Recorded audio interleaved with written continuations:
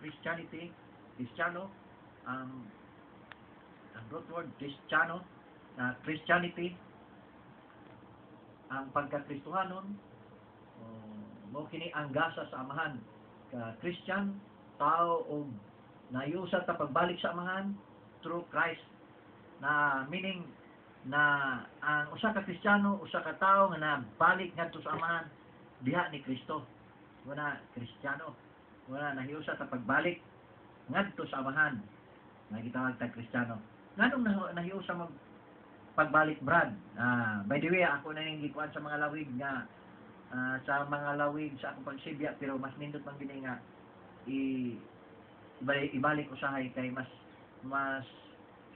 maayo man nga usahay mabalik-balik kay si Pablo mabalik-balik man bitaw to usahay 1 Corinthians 15:1 i-research lang nga iyang ibalik to remind, to stir up your memory. Yun ni Pablo na mabalik usahay nato, pero dili gyud nga redundant nga tanan gyud nga gibalik.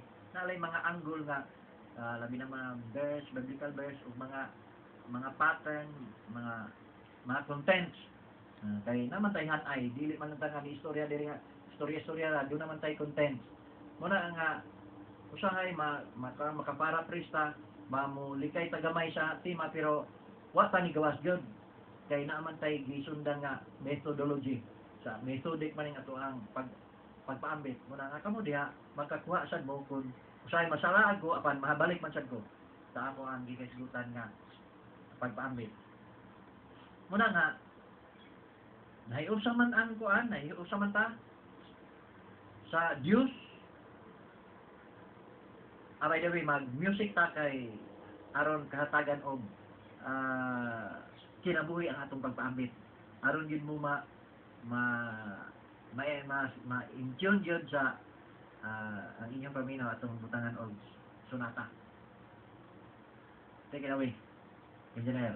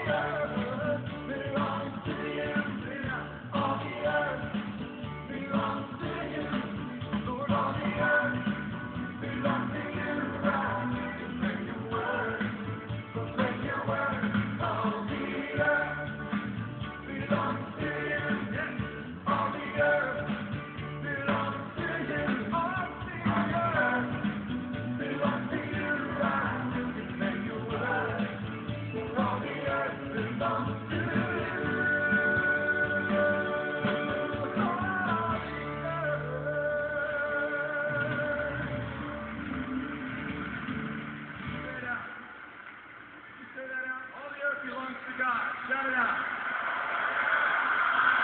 Again, all the earth belongs to God. Say it. Ya padayon ta. Muna nga nahiusa ta pagbalik sa Diyos sa Amahan through Christ. Anong nahiusa na pagbalik bad? Anong nahiusa man pagbalik? Kanang the word nga nahiusa pagbalik ang premise sa tuod kay na himulag ta sa Diyos. Nahimulag ta sa Diyos sa atong kasalanan, sa atong unang ginikanan. Ang mao si Adan ug Eva nga nakaambita. Lamentation 5:7. Ang atong mga ginikanan mo nakasala kitay nagsunod sa ilang mga kasalanan. Muna nga transmission of sin. Pero maghisgot niya kung transmission of sin in correlation with authority and responsibility. Kay di man masabtan og transmission of sin, mura mag unfair kay nga paminahon, pero ako niya ning ikuan sa healing of the family tree how sin is tied up with in the correlation of authority and responsibility. Kay mahibalo man ta kay the first parents gihatagan og authority sa God. Gihatagan authority but to govern, to rule over all creation, including taxonomy, naming names of plants and animal. But correlated with this God-giving authority is his responsibility to the same God. See? An abuse of this authority would undermine his right, would undermine his right to the authority. Amo na, because he sinned, all things under his faith begin to suffer and still do.